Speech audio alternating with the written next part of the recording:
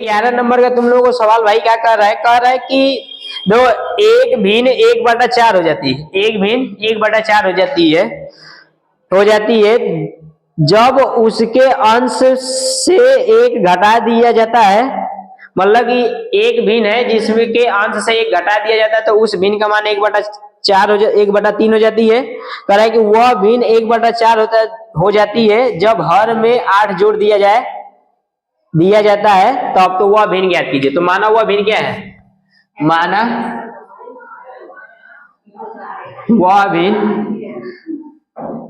x/y है ना, x/y है। तो अब बताओ x/y है तो जैसे जैसे कहेगा वैसे वैसे कर लेना। देखो यहां से प्रश्नानुसार हो जाएगा, क्या हो जाएगा? प्रश्नानुसार।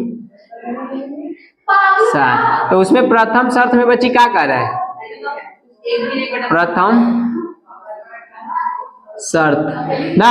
तो देखो प्रथम शर्त में ये तुम लोग को बोल रहा है ना कि यदि उसके अंश में क्या बोला है कि यदि उसके मतलब कि उस भिन्न का मान 1/3 हो जाता है जब अंश में एक घटा दिया जाता है। तो बताओ अंश ऊपर वाले का चला या नीचे वाले के? ऊपर वाले के तो एक घटा दिया जा रहा है तो उस भिन्न का मान 1/3 हो जाता है। ये मार देंगे तो इसका गुणा इधर कर लो और इसका गुणा इधर। मतलब 3 एक कम 3 और 3 एक कम 3 और इसका इधर गुणा कर लो तो y। तो y का मान निकाली लो, क्या करना है? 3x - 3 समीकरण नंबर फर्स्ट। ठीक है। अब दूसरा वाले में क्या कर रहा है? द्वितीय शर्त में कर रहा है कि उस वह 1/4 हो जाती है। तो यहां लिखना द्वितीय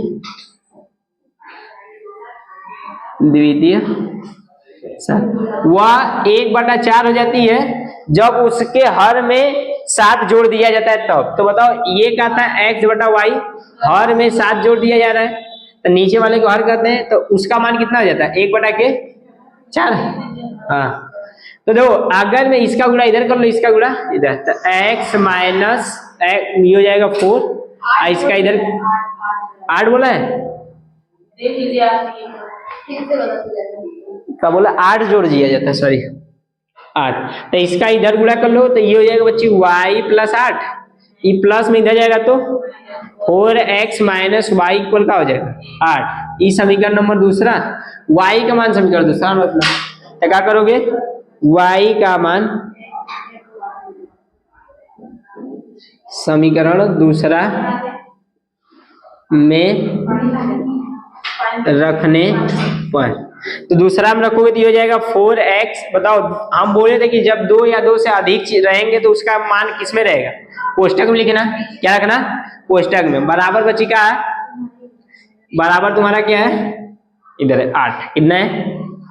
दो y का मान बच्ची हम लोग इसमें दूसरा में रख रहे हैं तो y का देखो मान माइनस में जब 2 या 2 से अधिक रहता है तो उसको कोष्टक में रखा जाता है। इस माइनस के इसमें गुणा करोगे तो क्या होगा? प्लस और माइनस माइनस। आप दो ध्यान से सुनो, इसमें क्या हो जाएगा? इसको घटाओगे तो x ये हो जाएगा माइनस, ये प्लस में इधर जाएगा तो माइनस में, तो 8 माइनस बच्ची 3 हो जी। बताओ x का मान 5।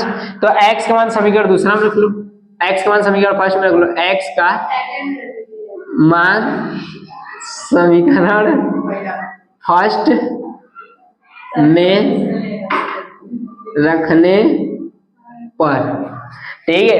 x का मान अगर समीकरण फर्स्ट में रखोगे तो बच्ची क्या है? ये बताओ ये हो जाएगा y बराबर, बताओ x का मान कितना ले हम? 5 दिया जाएगा 5 मतलब 5 और -3 तो ये हो जाएगा कितना? 5 दिए 15, ये हो जाएगा 3, y बराबर कितना हो जाएगा? 12। अब यहाँ रख के चेक कर लेना थोड़ा से। अब देखो ध्यान सुनो, x का मान बच्चे कितना है? 5। 5 में से 1 घटाओगे 4 और उधर दिया 12, 4 दिए 12, 1 बटा के 3। तो अतः लिखना, अतः वह भिन्न कितना हो जाएगा बच्ची? x का मान कितना ले हो? 5 और y का मान कितना ले हो? 12 है। छाप लो।